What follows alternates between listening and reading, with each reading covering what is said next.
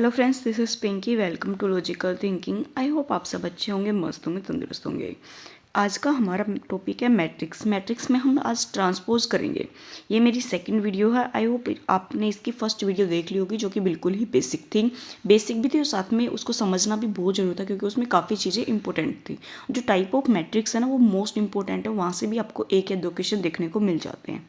Okay, आज हम करेंगे यहाँ पे ट्रांसपोज ऑफ ए मैट्रिक्स। देखो, कोई मैट्रिक्स दे रखी है आपको, उसका कोई एलिमेंट ले रखा है यहाँ पे ए, उसको हम रिप्रेजेंट करते हैं ए इजकल टू ए आई जे और एम क्रॉस एन क्या है, उसका ऑर्डर है। तो यहाँ पे अगर उसका ट्रांसपोज लेंगे हम, तो आई जे का क्या हो जाएगा, जे आई, उल्टा हो गया ना। तो एन क्रॉस क्या हो गया, हमारा एम हो गया। मतलब जो हमारी मैट्रिक्स है उसका उल्टा कर देंगे।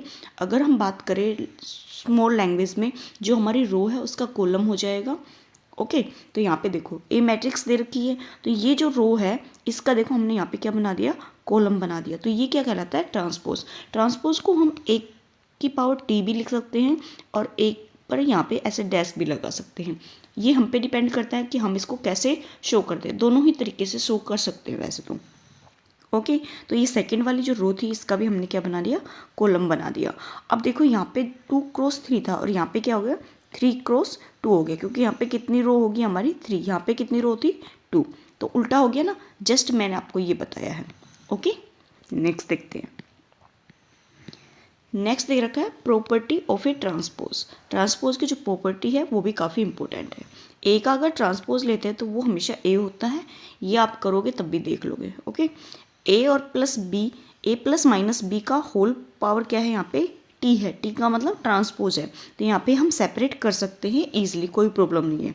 अगर के यहाँ पे कॉन्स्टेंट है ए और साथ में इनकी जो पावर है क्या है, वो ट्रांसपोज है, तो उसको हम के और ए की पावर क्या ले सकते हैं, टी। इसका मतलब एक का हम क्या ले सकते हैं, ट्रांसपोज। जो हमारा कॉन्स्टेंट होता है उसका ट्रांसपोज नहीं होता है। ओके, ए प्लस बी का अगर ट्रांसपोज ले तो बी और ए का ट्रांसपोज हो जाएगा। ये मोस्ट इंपॉर्टेंट है और ये यूज़ भी बहुत ज़्यादा होता है। क्या है, अगर हमारा ए बी का ट्रांसपोज है तो उसको हम बी का ट्रांसपोज और ए का ट्रांसपोज लिख सकते हैं। ओके, नेक्स्ट देखते हैं। अब देखो, नेक्स्ट आता है सिमेट्रिक मैट्रिक्स और साथ में आता है स्क्यू सिमेट्रिक मैट्रिक्स। ये आपने नाम सुना भी होगा और वैसे भी आपने इनको पढ़ा भी होगा। ठीक है, ये काफ़ी इंपॉर्टेंट है। देखो, सबसे पहले देखते हैं हम सिमेट्रिक मैट्रिक्स।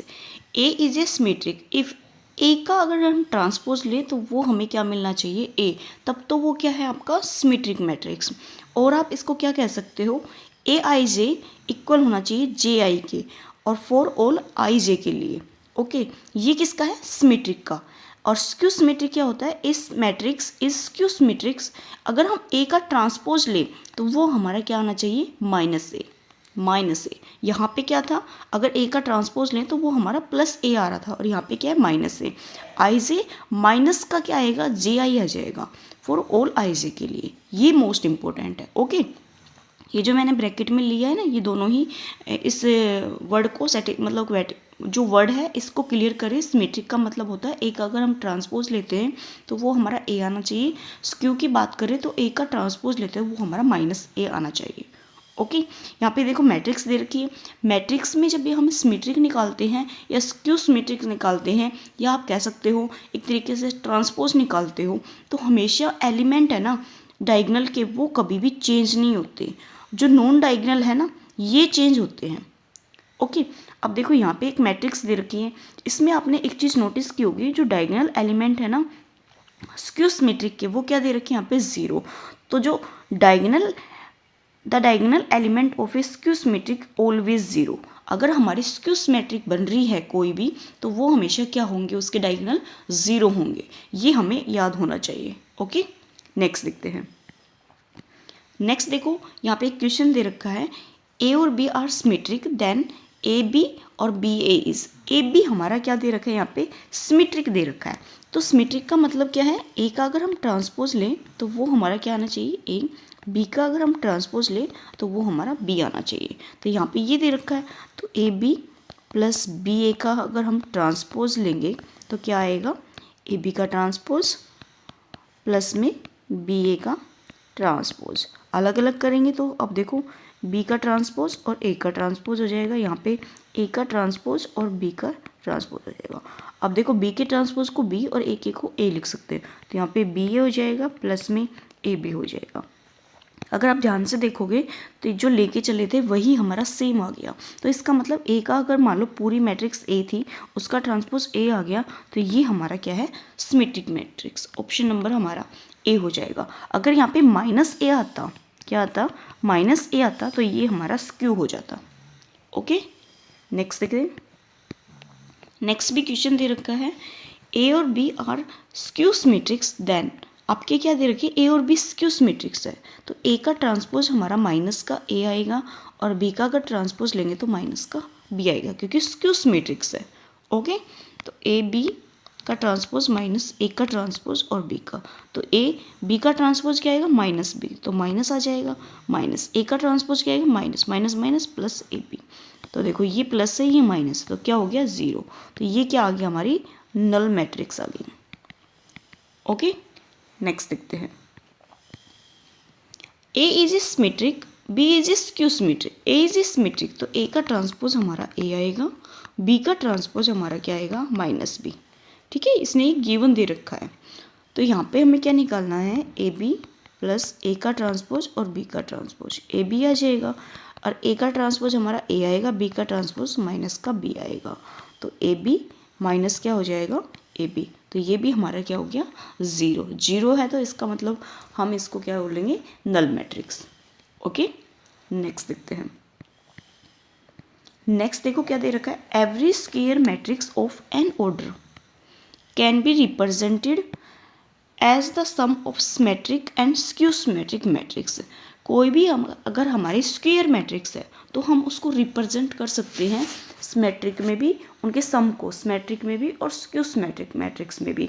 इसको अगर एक लैंग्वेज में समझोगे तो हमारी ये क्या है, अगर आपको कहीं पे भी 1/2 सिमेट्रिक निकालना है तो 1/2 और a प्लस में a का ट्रांसपोज लेना है। ठीक है, ये हमारा किसका है, सिमेट्रिक का है, जो कि यहाँ पे लिखा भी हुआ है ये वाला पोर्शन। ठीक है, अगर हम इसमें बात करें सिर्फ यहाँ पे माइनस आ जाएगा तो वो हमारा क्या होगा, स्क्यू सिमेट्रिक मैट्रिक। ओके, देखो इस पे बेस क्वेश्चन भी ले रखा है मैंने, तो यहाँ पे एक मैट्रिक्स ले रखी है, तो यहाँ पे मान लो आपको निकालना है सिमेट्रिक निकालना है, तो सिमेट्रिक की मैंने जस्ट आपको बताया क्या होगा, 1/2 ए प्लस में ए का ट्रांसपोज हो जाएगा। ठीक है, तो 1/2 हम आगे ले लेते हैं और ए मैट्रिक्स लेंगे, तो ए मैट्रिक्स कितनी है हमारे यहाँ पे 1 0 0 2 -1 4 3 2 8। ओके, प्लस में ए का ट्रांसपोज। अब देखो ट्रांसपोज क्या होती है, जो रो होती है वो हमारी क्या हो जाएंगी, यहाँ पे कॉलम बन जाएगी। ठीक है, तो 1 2 3 कॉलम बन गई, 0 -1 और 2 आ गया, 0 4 और 8। अगर आप ध्यान से देखोगे तो मैंने आपको बताया था जब हम ट्रांसपोज लेते हैं तो जो डायगोनल होते हैं वो हमारे चेंज नहीं होते, तो यहाँ पे 1 था, यहाँ पे -1 और यहाँ पे 8, तो यहाँ पे भी 1 है, यहाँ पे माइनस और यहाँ पे 8, तो चेंज हुए नहीं हुए ना, ये मैंने बताया था आपको अभी। ठीक है, तो देखो 1/2 इन दोनों मैट्रिक्स को ऐड कर देंगे तो 1 2 3 2 -2 6 3 6 8 और 8 16 हो गया। अब देखो 1/2 को अंदर लेके जाएंगे तो 1 और 1 तो हमारा 2 होगा ही। ठीक है, 1 और 1 कितना होगा, 2 फर्स्ट वाला, तो देखो यहाँ पे 1 बचेगा, यहाँ पे 1, यहाँ 3/2 हो जाएगा, ये 1 ये -1 ये हमारा 3, ये 3/2 आएगा, ये 3 और ये 8, ये हमारी आ जाएगी यहाँ पे सिमेट्रिक मैट्रिक्स। ओके, अगर आपको यहाँ पे स्क्यू निकालनी होती तो स्क्यू में आप बस क्या कर देते 1/2 और जो ए लिया है उसको हम माइनस कर देते ए के ट्रांसपोज में। ट्रांसपोज हमें सेम ऐसे ही लेना है, सिर्फ यहाँ पे माइनस का चेंज आएगा। ओके, यहाँ प्लस किया तो उसमें हम माइनस कर देंगे। नेक्स्ट देखते हैं। नेक्स्ट देखो determinant of a matrix. Determinant क्या होता है, डिटर्मिनेंट इज ए वैल्यू और an expression corresponding to a square matrix. किसके कोरस्पॉन्डिंग होता है, स्क्वायर मैट्रिक्स के। यहाँ पे रिप्रेजेंट कर रखा है, देखो अगर हमारा कोई भी मैट्रिक्स है ए, अगर हम इस पर 2 लाइन खींचते, आपने मॉडुलस पढ़ा है, सेम आपका मॉडुलस है, इसको यहाँ पे डिटर्मिनेंट बोलेंगे, बोलने का तरीका अलग है, चीज़ वही है। ओके, तो यहाँ पे देखो एक मैट्रिक्स ले रखी है, उसका एक एलिमेंट है, तो यहाँ पे अगर हम इसका डिटर्मिनेंट निकालें तो यहाँ पे हमारी ये दो लाइनें ऐसे आ जाएगी और ये आ जाएगी, ठीक है। इसमें से जब आपका मॉडुलस था तो मॉडुलस में से जब भी हम कोई नेगेटिव चीज़ को बाहर निकालते थे तो वो पॉजिटिव आती थी। मतलब आप ये समझ सकते हो, कोई भी अगर हमारी एलिमेंट है नेगेटिव है पॉजिटिव है तो वो हमेशा मॉडुलस या आपका डिटर्मिनेंट में से क्या निकलता है, पॉजिटिव निकलता है। तो यहाँ पे देखो -4 था तो क्या निकला है हमारा प्लस का। ओके, नेक्स्ट देखते हैं। नेक्स्ट दे रखा है यहाँ पे 2 क्रॉस 2 की डिटर्मिनेंट। यहाँ पे अगर 2/2 की अगर हमारी मैट्रिक्स है तो उसका डिटर्मिनेंट कैसे निकालेंगे, तो ये मैट्रिक्स है, ये हमने डिटर्मिनेंट निकाल रखा है, तो क्रॉस मल्टीप्लाई कर देंगे, 7 दूनी 14 और 8 चौके 32, माइनस कर देंगे तो माइनस का 18 हमारा क्या आ जाएगा, यहाँ पे डिटर्मिनेंट आ जाएगा।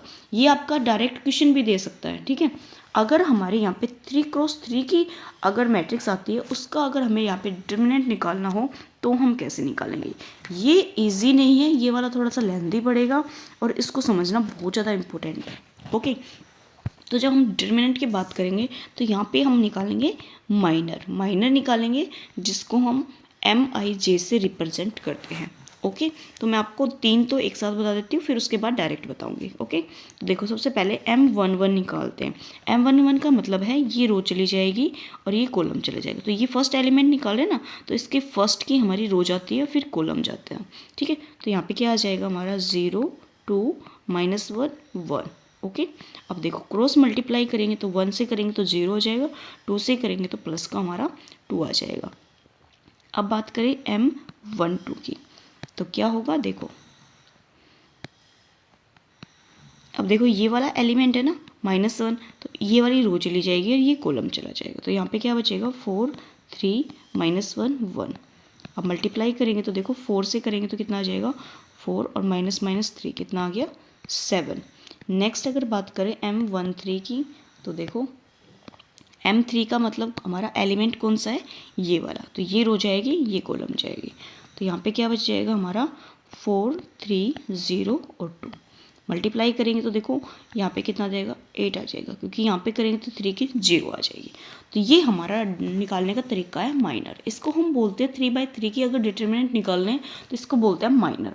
अब देखो सारे ही एलिमेंट की हमें यहाँ पे निकालना होता है, तो सभी एलिमेंट्स के निकालेंगे। तो हमने 3 के तो निकाल दिए हैं ना, अब नेक्स्ट के निकालेंगे। नेक्स्ट का मैं आपको बता देती हूँ, मान लो इस एलिमेंट का निकालना है यहाँ पे, तो ये रो चली जाएगी और ये कॉलम चला जाएगा, मतलब उसी के साथ में जाता है, प्लस बनाना होता है, ठीक है। अगर हम बात करें इसमें मान लो ये एलिमेंट की निकालनी है 3 की, तो ये 3 एलिमेंट यहाँ पे है, तो ये रो चली जाएगी और ये कॉलम, तो यहाँ पे ये जो बचेगा इन पे क्रॉस मल्टीप्लाई करनी। तो मैं करके बता देती हूँ आपको। यहाँ पे जो M21 है तो कितना आ जाएगा, ये रो जाएगी, ये कॉलम सॉरी ये रो जाएगी, ये कॉलम जाएगा, तो माइनस आ जाएगा, माइनस का 1 और माइनस का हमारा 4, तो माइनस का 5 आ जाएगा। अगर M22 की बात करें तो ये रो ये कॉलम ये 1 आ जाएगा और ये माइनस का हमारा 6 आ जाएगा, तो माइनस का 5 आ जाएगा। M23 की बात करें, ये रो ये कॉलम, तो 2 और प्लस का 3 कितना आ गया हमारा 5। ओके, अब हम निकालते हैं M31 निकालेंगे तो हमारा सिर्फ 1 आएगा, और M32 निकालेंगे, ये रो ये कॉलम ये माइनस का 1 और माइनस का 8, तो माइनस का 9 आ जाएगा। और M33 निकालेंगे, ये रो जाएगी ये कॉलम जाएगा, ये 0 हो जाएगा, ये माइनस माइनस प्लस का 4 हो जाएगा। ये आ जाएंगे हमारे इसके माइनर। ओके, इजी नहीं है, थोड़ा सा पजल करेगा। एक बार अगर फर्स्ट टाइम कर रहे हो तो मैट्रिक्स थोड़ी सी दिक्कत आएगी, लेकिन जैसे जैसे आप इसको करते रहोगे ना तो आपको पता लग जाएगा कि डायरेक्ट आपको कैसे करना है। जैसे मैंने किया है ना डायरेक्ट, वैसे आपको भी आ जाएगा। ओके, नेक्स्ट देखते हैं। नेक्स्ट क्या दे रखा है, कोफैक्टर। अब आता है हमारा नेक्स्ट कोफैक्टर। कोफैक्टर भी जो माइनर निकाले हैं उन्हीं के हम यहाँ पे कोफैक्टर निकालते हैं। जैसे कोफैक्टर को IJ ले रखा है तो -1 की पावर IJ ले रखी है और MIJ ले रखा है। MIJ का मतलब है, MIJ का जो एलिमेंट है ना, जो भी हमने निकाला है यहाँ पे, जो भी एलिमेंट निकाला है उसी का हमने यहाँ पे कोफैक्टर निकालना है। ओके, जैसे हमने यहाँ पे निकाले थे, मैं यहाँ पे लिख देती हूँ MIJ का। अगर बात करें फर्स्ट में M11 निकाला था, फिर हमारा 1 2 है, फिर M1 3, सारे ही ले लेती हूँ मैं यहाँ पे, ठीक है। M21 M22 और M323, फिर आएगा हमारा M31 M32 और M33। ओके, तो सारे एलिमेंट हमें पीछे से देखने पड़ेंगे। तो यहाँ पे बात करें 2 7 8 2 7 8 2 7 8, नेक्स्ट क्या है शायद 5 5 -5 -5 -5 5 -5 -5 और 5। एक बार और देख लेते हैं, 1 -9 4 1 -9 और 4, ये हमारे क्या थे वहाँ पे, माइनर थे। इनका हमें यहाँ पे निकालना है कोफैक्टर। अब मैंने इसलिए लिए ताकि बार बार हमें आगे पीछे नहीं करना पड़े। अगर देखो फर्स्ट का निकालना है हमें यहाँ पे, तो यहाँ पे फर्स्ट का निकालेंगे तो एम नहीं आई से, कोफैक्टर निकालेंगे तो आई से निकालेंगे तो I11 निकालेंगे तो -1 की पावर 1 + 1 हो जाएगा। यहाँ पे जो एलिमेंट होगा ना वही पावर में आएगा, इक्वल टू हमारा क्या हो जाएगा, मल्टीप्लाई में आ जाएगा 2। तो यहाँ पे अगर सोल्व करेंगे तो -1 की पावर कितनी है, 2 है, तो प्लस का हो जाएगा तो 2 आ जाएगा। ओके, नेक्स्ट की बात करें हम मान लो 2 2 निकाल रहे हैं। 2 2 का मतलब है यहाँ पे ये वाला एलिमेंट ले रहे हैं, तो -1 की पावर हमारी 2 + 2 हो जाएगी और माइनस का 5 आ जाएगा। तो अब देखो माइनस का पावर कितनी है, 4 है, तो प्लस का है, तो इसका मतलब हमारा क्या आ जाएगा, माइनस का ही 5 आ जाएगा। ओके, अगर बात करें हम इस वाले एलिमेंट की, यहाँ पे अगर निकाले A32 निकालेंगे तो -1 की पावर कितनी हो जाएगी, 3 + 2 और माइनस का 9 है, तो यहाँ पावर कितनी है, 5 है, तो पावर 5 है -1 की, तो कितना आ जाएगा हमारा, माइनस माइनस माइनस, ये वाला माइनस क्या हो जाएंगे, प्लस हो जाएंगे, तो इसका मतलब प्लस का क्या आ जाएगा, 9 आ जाएगा। ये हमारे क्या है, यहाँ पे एक तरीके से आप कह सकते हो ये हमारे कोफैक्टर्स है।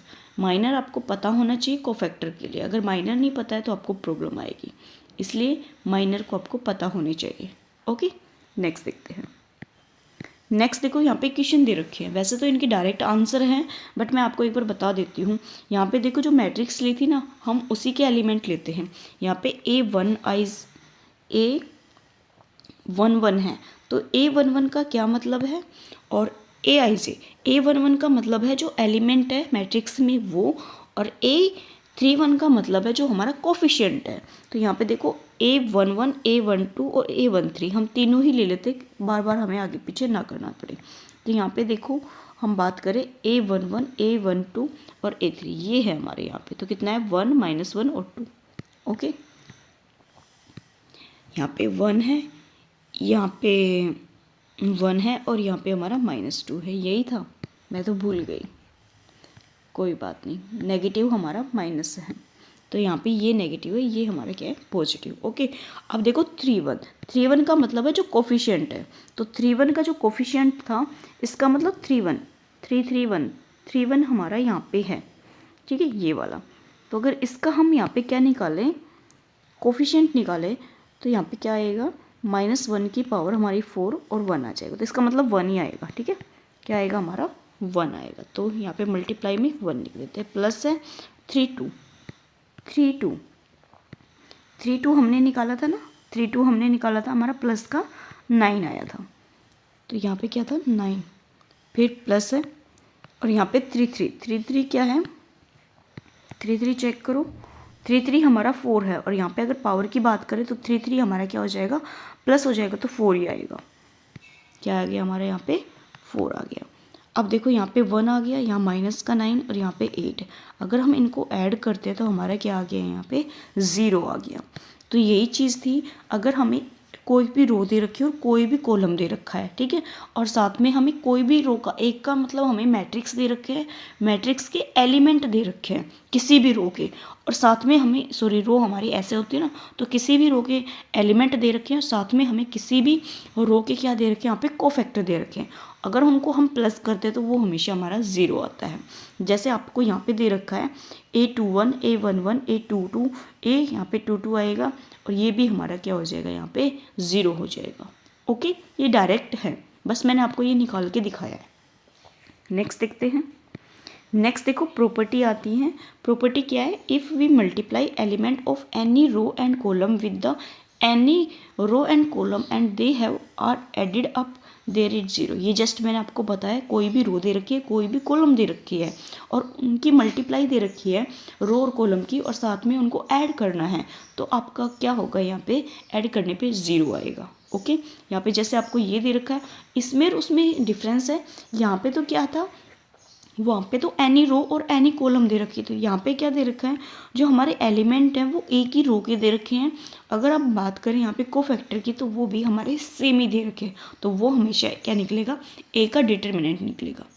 Okay, if we multiply add up the element of any row and column, cofactor क्या बताया, कोफैक्टर है ना यहाँ पे, तो cofactor of the same row और कॉलम, सेम ही रो होगी और सेम ही कॉलम होगी, सेम हमारे जो एलिमेंट थे मैट्रिक्स के वो, और साथ में हमारे सेम कोफिशिएंट।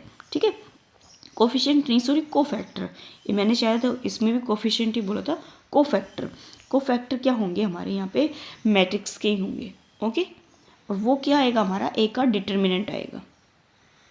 नेक्स्ट देखते हैं।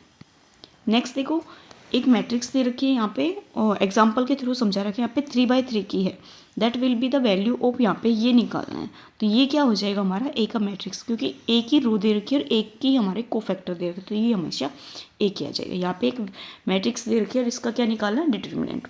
3/3 की है, तो इसके डायरेक्ट अगर हमें यहाँ पे डिटर्मिनेंट निकालना है तो क्या निकालेंगे, -1 आ जाएगा, या ये रो ये कॉलम यहाँ पे करेंगे तो -2 और वो 0 हो जाएगा, तो -2 आ जाएगा, ये रो ये कॉलम, और 4 दूनी 8 और -8 आ जाएगा, -3 है, ये रो चली जाएगी ये कॉलम, तो ये 0 हो जाएगा, ये माइनस +1 आ जाएगा। तो यहाँ पे सोल्व करेंगे तो +2, इसको सोल्व करेंगे तो ये 0, और इसको करेंगे तो -3, तो -1 हमारा क्या आ जाएगा, इसका आंसर आ जाएगा। ओके, नेक्स्ट देखते हैं। नेक्स्ट दे रखा है property of a determinant. Property क्या होती है डिटर्मिनेंट की, वो समझो। The value of the determinant remains on unchanged, changed if the row and column are interchange. ये क्या आएगा हमारा, अनचेंज। अगर हम किसी भी रो और कॉलम को मतलब चेंज करते हैं, इंटरचेंज करते हैं, तो जो हमारा डिटर्मिनेंट है वो चेंज नहीं होता। जैसे आपने यहाँ पे एक एग्जांपल ले रखा है, तो यहाँ पे मल्टीप्लाई कर दिया हमने, 3 4 है 7 8 है, तो ऊपर 3 4 है, तो यहाँ पे क्या ले लिया हमने 3 7, मतलब जो रो थी उसको हमने, सॉरी जो कॉलम था उसको हमने क्या बना दिया, यहाँ पे रो बना दिया। तो इंटरचेंज किया है ना हमने यहाँ पे। इंटरचेंज करने के बाद अगर हमने यहाँ पे डिटर्मिनेंट को देखें तो वो क्या है, -4, सेम ही है, तो इसलिए बोला था मैंने ये यहाँ पे अनचेंज आएगा। एक ही रो को और एक ही कॉलम को अगर हम चेंज करते हैं तो डिटर्मिनेंट पे हमारे यहाँ पे कोई भी इफेक्ट नहीं पड़ता। ओके, नेक्स्ट देखते हैं। The sign of the determinant gets change if 2 row और 2 कॉलम आर इंटरचेंजिंग। अगर हम 2 रो को और 2 कॉलम को चेंज करते हैं तो जो हमारा डिटर्मिनेंट है उस पर क्या आता है, मतलब वो उस पर फ़र्क पड़ता है। एक तरीके से आप समझ सकते हो कि प्लस है तो माइनस आना स्टार्ट हो जाता है। जैसे हमने यहाँ पे ये ले रखा है, तो यहाँ पे क्या है 8 और 2 और 9 और 5 है, ठीक है। तो यहाँ पे अगर डिटर्मिनेंट निकाला तो 22 निकाला। तो यहाँ पे अगर बात करें सेकंड में, तो हमने 9 5 को ऊपर ले लिया, ठीक है। यहाँ पे हमने रो को इंटरचेंज कर दिया, तो यहाँ पे क्या आ गया -2, ठीक है, -22 आ गया। इसमें बात करें तो यहाँ पे भी चेंज किया है, तो यहाँ पे भी कितना आ गया हमारा माइनस का, मतलब इफेक्ट पड़ता है अगर हमारे यहाँ पे क्या हो 2 रो और 2 कॉलम को इंटरचेंज करते हैं तो। ओके, नेक्स्ट देखते हैं। नेक्स्ट क्या दे रखा, इफ़ एनी रो और column of a determinant are identical या same then the determinant is 0। अगर हमारा कोई भी मैट्रिक्स है उसमें अगर 2 रो या 2 कॉलम, मतलब कोई भी हमारे सेम है, या रो हो या कॉलम है, तो वो हमेशा क्या हो जाता है, उसका 0 हो जाता है, ठीक है। वो रो मतलब जो मैट्रिक्स होता है वो 0 के इक्वल हो जाता है, या 0 हो सकता है, या आप कह सकते हो जो ए का डिटर्मिनेंट होगा वो हमारा 0 हो जाएगा। ओके, नेक्स्ट देखते हैं। ये प्रॉपर्टी अगर आपको ध्यान है तो डायरेक्ट आपको क्वेश्चन में प्रॉब्लम नहीं आती है, मतलब क्वेश्चन आप डायरेक्ट निकाल सकते हो। इफ़ एनी 2 रो और column of a determinant is multiply by constant then the determinant become k टाइप। बिल्कुल, अगर हमारे कोई भी मैट्रिक्स है, ठीक है, अगर हम उसको मतलब किसी भी कांस्टेंट से मल्टीप्लाई करते हैं तो वो के टाइम हो जाती है। तो वो मैट्रिक्स की बात थी और यहाँ पे है डिटर्मिनेंट की। डिटर्मिनेंट में थोड़ा सा डिफरेंस है। अगर हम यहाँ पे बात करें, जैसे हमारी ये मैट्रिक्स है, ठीक है, इसको अगर हम 2 से मल्टीप्लाई करेंगे इस वाले मैट्रिक्स को, तो हमारे यहाँ पे मैट्रिक्स हो जाएगी 4 6 2 -2। ओके, ये तो क्या है हमारी मैट्रिक्स है। अगर क्लोज इंटरवल है तो हमारी क्या है मैट्रिक्स। अगर यहाँ पे हमारी ये वाले साइन है मॉडुलस के, मॉडुलस का मतलब ये क्या था हमारा डिटर्मिनेंट है। अगर हम यहाँ पे माइनस मल्टीप्लाई करें 2 की तो ये हमारी सिर्फ एक ही रो से होगी या एक ही कॉलम से होगी, पूरी मैट्रिक्स से या आपका पूरा डिटर्मिनेंट से मल्टीप्लाई नहीं होगा। तो यहाँ पे अगर 2 को अंदर लेके जाएं तो हमारा 4 2 3 -1 हो सकता है, या आप कह सकते हो 2 1 6 -2 हो सकता है, या आप यहाँ पे कह सकते हो 4 6 1 -1 हो सकता है, और आपकी क्या हो सकती है यहाँ पे 2 3 2 -2। कहने का मतलब सिर्फ एक ही है, अगर हमारी मैट्रिक्स है उसके अगर हमें किसी कांस्टेंट से मल्टीप्लाई करना है तो पूरी मैट्रिक्स हमारी मल्टीप्लाई होती है। डिटरमिनेंट की बात करें तो अगर हमें यहाँ पे मल्टीप्लाई करेंगे तो सिर्फ एक ही रो से होगा या एक ही कॉलम से होगा, पूरी मैट्रिक्स से मल्टीप्लाई नहीं होगा। तो हमने फर्स्ट में देखा तो हमने फर्स्ट रो को किया था, सेकंड में देखेंगे तो हमने सेकंड रो को किया, थर्ड में हमने कॉलम को किए हैं और फोर्थ में हमने कॉलम को किया है। ओके, पूरी मैट्रिक्स को मल्टीप्लाई नहीं करते। नेक्स्ट देखते हैं,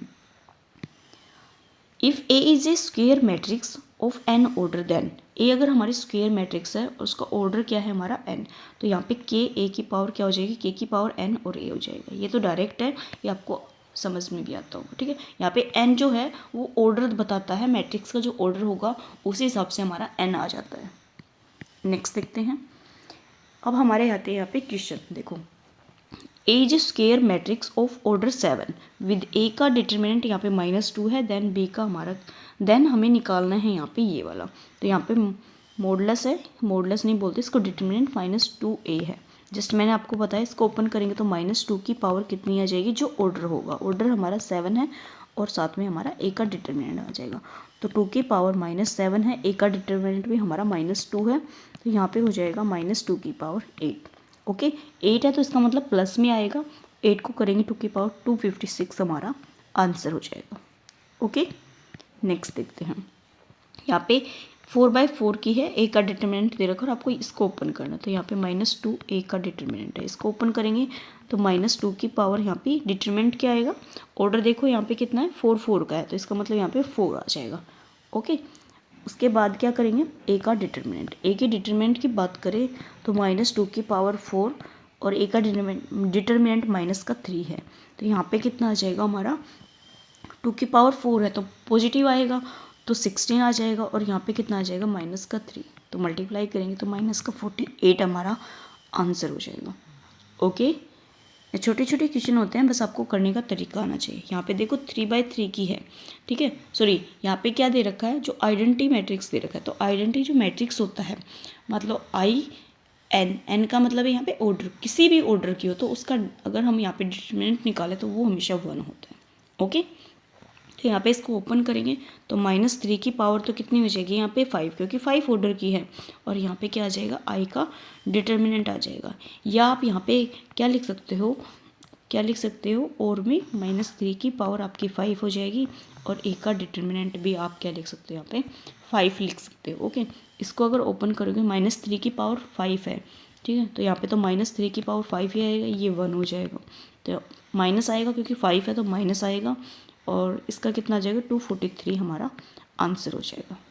ओके, नेक्स्ट देखते हैं, नेक्स्ट देखो ए और बी 2/2 की मैट्रिक्स है, और ए का दे रखा है और बी का डिटर्मिनेंट दे रखा है, तो हमें ये निकालना है। तो यहाँ पे -3 की पावर कितनी हो जाएगी 2, और ए स्क्वायर का डिटर्मिनेंट और बी क्यूब का डिटर्मिनेंट हो जाएगा, तो यहाँ पे कितना हो जाएगा -3 की पावर तो 2 हो जाएगी, ए का स्क्वायर मतलब 3 का हमारा स्क्वायर 9 हो जाएगा, और बी का स्क्वायर मतलब 2 माइनस का 8 हो जाएगा, तो ये माइनस माइनस क्या हो जाएंगे, सॉरी ये तो प्लस में आ जाएगा ना, ये तो प्लस में आएगा, तो यहाँ पे 9 की मल्टीप्लाई करेंगे तो 81 आ जाएगा, और माइनस का 8 आ जाएगा। अब देखो क्या करना है, यहाँ पे मल्टीप्लाई करेंगे तो कितना आ जाएगा, यहाँ पे 8 आ जाएगा 64, तो माइनस का हमारा कितना आ जाएगा 648 आंसर हो जाएगा। ओके, नेक्स्ट देखते हैं, नेक्स्ट देखो हमें यहाँ पे मैट्रिक्स दे रखी है 3 ऑर्डर की, और यहाँ पे ए का डिटर्मिनेंट और बी का दे रखा है, और हमें ये निकालना है, तो -1 की पावर कितनी हो जाएगी यहाँ पे 3, और ए के डिटर्मिनेंट आ जाएगा और बी का डिटर्मिनेंट का क्यूब दे रखा है, तो यहाँ पे -1 की पावर 3 है तो माइनस आ जाएगा, a का करेंगे तो -2 है तो -2 की पावर 3 आ जाएगी, यहाँ पे -3 की पावर भी 3 आ जाएगी। तो देखो ये जो माइनस है ये दोनों माइनस, तो क्या बना देंगे इसको प्लस, लेकिन ये जो माइनस आएगा ये इसको माइनस ही बनाएगा। 2 की पावर 3 8 हो जाएगा, और सॉरी माइनस का नहीं, हाँ माइनस के ही आएगा, ठीक है।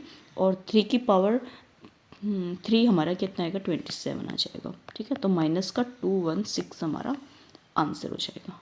ओके, छोटा सा था बट इस पर क्वेश्चन बहुत आते हैं। नेक्स्ट देखते हैं। नेक्स्ट देखो यहाँ पे अप्लीकेशन ऑफ ए डिटर्मिनेंट है। क्या होती है अप्लीकेशन ऑफ ए डिटर्मिनेंट, इससे भी आप एक क्वेश्चन आप मान के चलो ये भी आपका आता है। Area of A triangle with vertices, आपको वर्टिसेस दे रखे हैं तो उसको निकालने का जो फॉर्मूला है वो ये है, area 1/2 x1 x2 x3 y1 y2 y3, और यहाँ पे हमारा क्या आ जाएगा 1 1 आ जाएगा।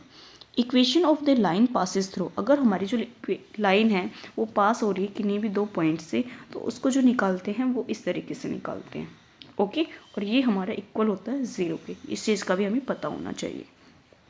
अब देखो नेक्स्ट हमें यहाँ पे area of the triangle with vertices, अब वर्टिसेस दे रखे हैं और हमें यहाँ पे क्या निकालना है, एरिया निकालना है। जस्ट मैंने आपको अभी बताया, तो 1/2 और क्या हो जाएगा x1, तो 1 3 1 आ जाएगा, और 2 -1 3, यहाँ पे 1 1 1 हो जाएगा। तो देखो 1/2 को हम बाहर ले लेते हैं, अंदर सोल्व करेंगे तो 1 आ जाएगा, ये रो ये कॉलम, तो माइनस का 1 और माइनस का 3 माइनस का 2, ये रो जाएगी कॉलम, तो ये 3 और माइनस का 1 प्लस का 1 3 3 9 प्लस का हमारा 1 हो जाएगा। ओके, तो 1/2 और यहाँ पे माइनस का 4 आ जाएगा, यहाँ पे 2 आएगा और माइनस का 4 आ जाएगा, यहाँ पे 9 और 1 हमारा 10 हो जाएगा। ओके, तो यहाँ पे 1/2, 8 में से 10 जाएगा तो हमारा 2 बचेगा, तो 2 से 2 कैंसिल आउट, तो 1 यूनिट हमारा क्या आ जाएगा, यहाँ पे आंसर आ जाएगा। अगर आपको भी कभी भी ट्रायंगल के मैट्रिक्स मिलते हैं, सॉरी वर्टिसेस मिलते हैं, तो आप यहाँ पे एरिया निकालना हो तो डायरेक्ट आप ये यूज़ कर सकते हो। ओके, आज के हमारा इस चैप्टर में इतना ही था। आई होप आपको ये पसंद आए। प्लीज़ पसंद आए तो लाइक कीजिए, सब्सक्राइब कीजिए और अपने दोस्तों के साथ जरूर शेयर कीजिए। इसके बाद मैं आपको हार्मेशियन मैट्रिक्स और स्क्यू हार्मेशियन मैट्रिक्स होता है ना, जो कि मोस्ट इंपॉर्टेंट है, जिसमें से आपके क्वेश्चन आते भी हैं, तो वो मैं आपको करा दूंगी। उसके जो की पॉइंट है वो भी काफ़ी इंपॉर्टेंट है। ओके, वो भी मैं आपको कराऊंगी। आज के इस टॉपिक में इतना ही। Thank you.